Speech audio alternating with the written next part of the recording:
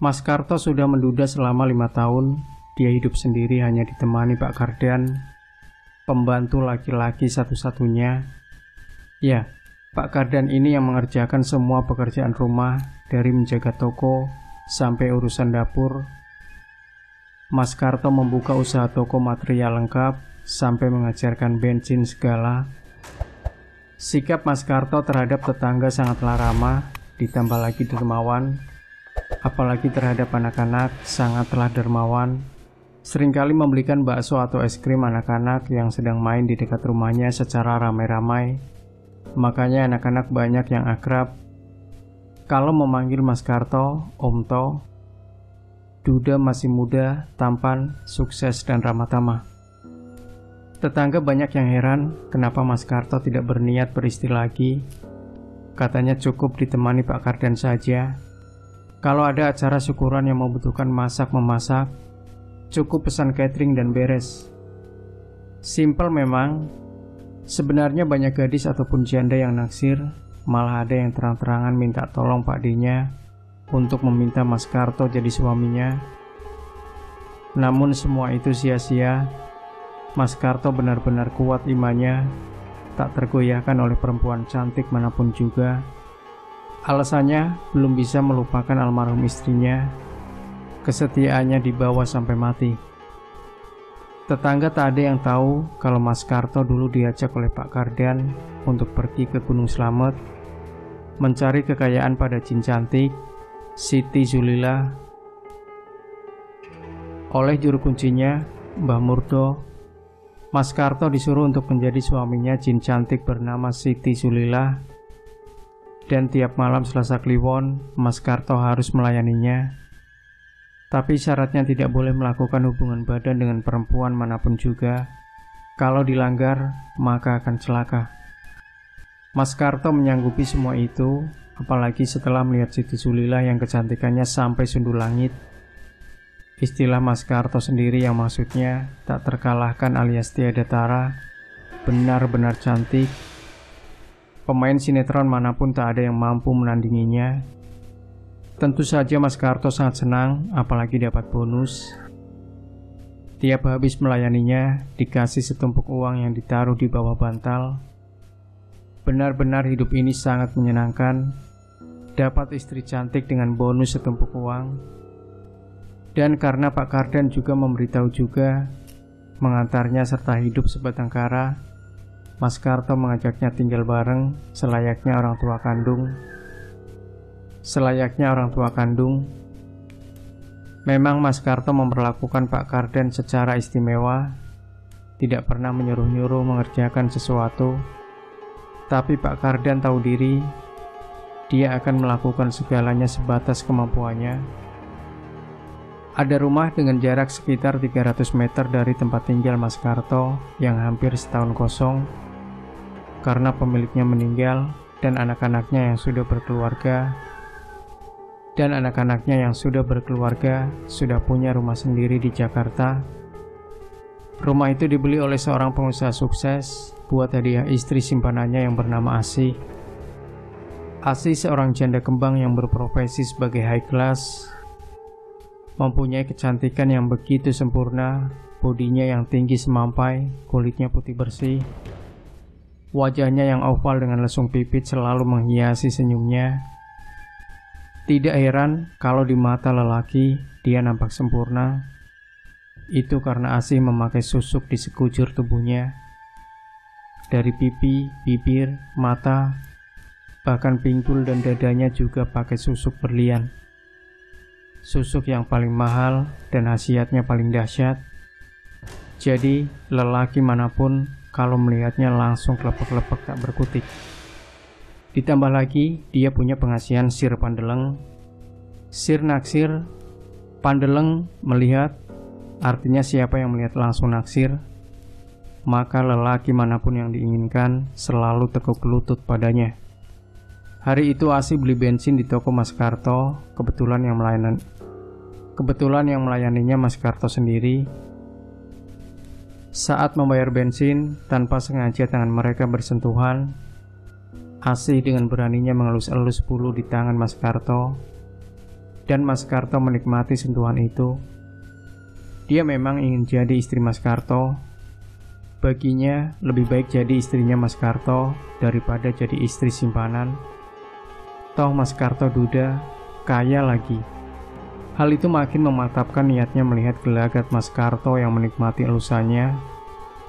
Asih berkeyakinan kalau Mas Karto ada hati padanya. Dia segera memasang jerat. Malam Jumat, hujan rintik-rintik. Asih menuntun motornya sampai di depan rumah Mas Karto. Toko sudah tutup, maklum sudah larut malam. Asih mengetuk pintu dan memanggil-manggil. Dengan wajah terkantuk-kantuk, Mas Karto membuka pintu. Pucuk dicinta ulam tiba. Kebetulan sekali Mas Karto yang membuka pintunya. "Maaf mengganggu Mas Karto," kata Asih dengan kemayunya. "Oh, Mbak Asih, ada apa malam-malam kesini?" tanya Mas Karto heran. "Sekali lagi, maaf Mas Karto, motorku kehabisan bensin. Gak bisa jalan. Dari tadi aku tuntun. Capek, makanya aku mau beli bensin. Boleh kan?" "Iya, boleh." "Masa beli bensin gak boleh?" kata Mas Karto sambil membuka pintu agar Asih masuk. Dan dia langsung mengambil bensin. "Mau berapa liter?" "2 liter deh, biar awet," kata Asih sambil tertawa genit. Mas Karto segera mengisikan bensin. Asih menyentuh tangannya sambil tersenyum. Mas Karto jadi gugup, hatinya dak-dikduk. "Berapa Mas Karto?" tanya Asih manja. "2 liter berarti 20.000, jawab Mas Karto gemetaran. Asih segera membayar. "Kok hujan ya? Bolehkah aku duduk di sini sambil menunggu hujan reda?" Boleh. Silakan masuk aja. Di sini dingin." "Bener, Mas Karto minta aku yang jelek ini untuk masuk?" tanya Asih genit. "Kata siapa Mbak Asih jelek? Mbak Asih kan sangat cantik." Asih tersenyum sambil duduk di teras. "Di sini aja deh, nggak enak." "Nanti apa kata Pak Kardan?" "Pak Kardan nggak di sini kok. Dia sedang ke rumah Pak D-nya yang masih hajatan." "Oh." Tiba-tiba hujan membesar, malah disertai guntur segala. Saat guntur menggelegar, Asih segera menyembunyikan wajahnya di dada Mas Karto. Hati Mas Karto makin dak-dikduk-der. "Aduh, kok hujannya jadi gede gini sih? Gimana aku bisa pulang?" Asih tampak kebingungan. "Kalau misalnya, ini cuma misalnya loh." Mas Karto ragu-ragu. "Misalnya apa Mas Karto?" "Menginap di sini ya."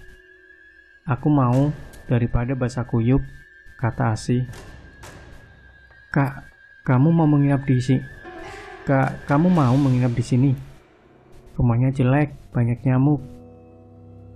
"Rumah ini bagus, malah dapat dikatakan paling bagus di desa ini. Kalau Mas Karto nggak keberatan, aku mau menginap di sini," kata Asih manja. "Oh, silakan. Mbak Asih masuk dulu, motornya biar aku saja yang memasukkan." Asih segera memberi kunci kontaknya dan Mas Karto memasukkan motornya. Mas Karto menyuruh Asih agar tidur di kamar utama, sementara dia tidur di kamarnya sendiri. Sampai lama Mas Karto tidak dapat tidur, dia memikirkan Asih yang tidur di rumahnya. Asih yang cantik dan seksi, yang manja, yang suka mengelus-elus bulu di tangannya. Andai saja. Baru saja Mas Karto berhayal, tiba-tiba pintu kamar diketuk dari luar. "Siapa?" tanya Mas Karto. "Aku Asih." "Mbak Asih? Ngapain dia kesini?" Dengan hati penuh tanda tanya, Mas Karto membuka pintu kamar. "Mbak Asih, kenapa kamu kesini?" Mas Karto gugup. "Aku takut tidur di kamar depan sendirian. Aku mau tidur di sini bersama Mas Karto aja ya.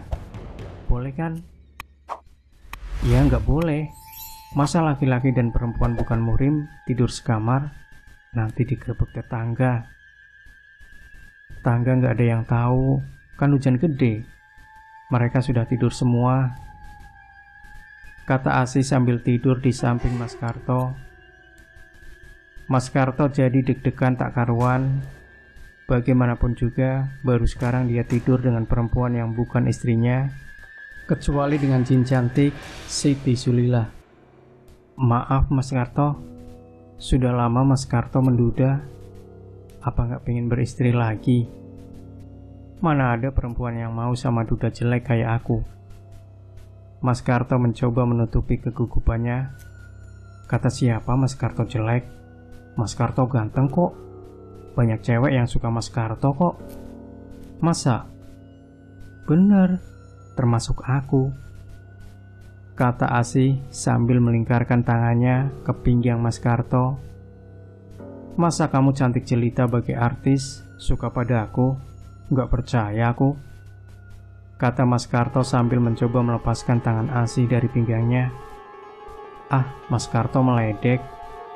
Tapi aku memang suka enaksir sama Mas Karto kok. Apapun akan kulakukan demi bisa mendapatkan hati Mas Karto. Mendengar perkataan itu, hati Mas Karto berbunga-bunga. Asih yang melihat Mas Karto diam terpaku, segera pasang perangkap, membuka bajunya dengan alasan gerah. Mas Karto cuma diam sambil memandangi melotot.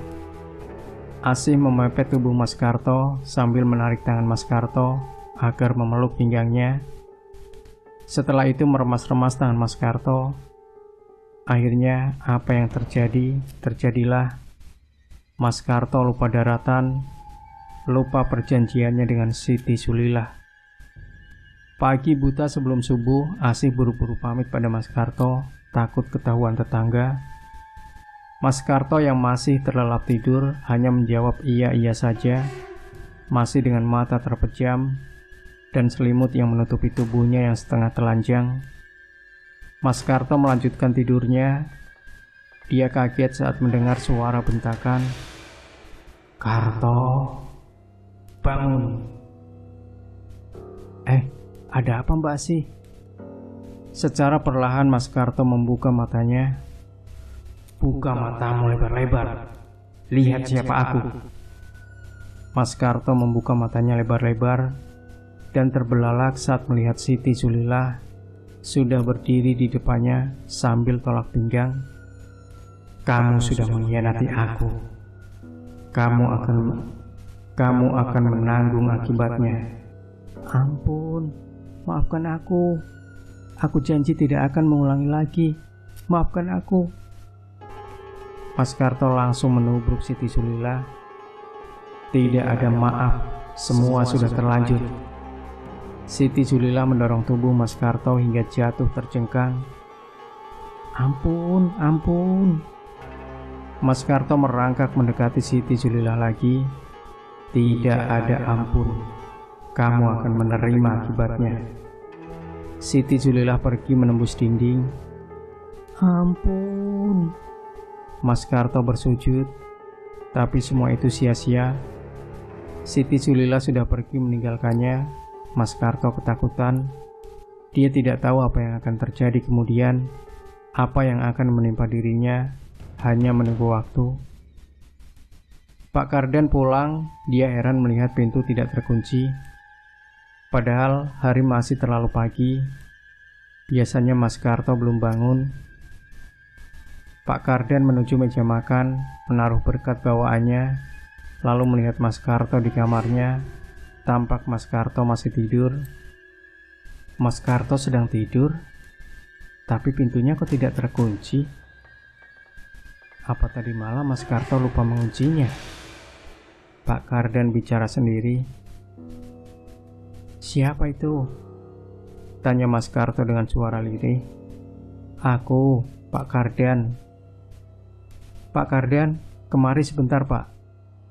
Ada apa Mas? Sepertinya penting sekali. Pak Kardan masuk kamar. Mas Karto segera menceritakan kejadian semalam.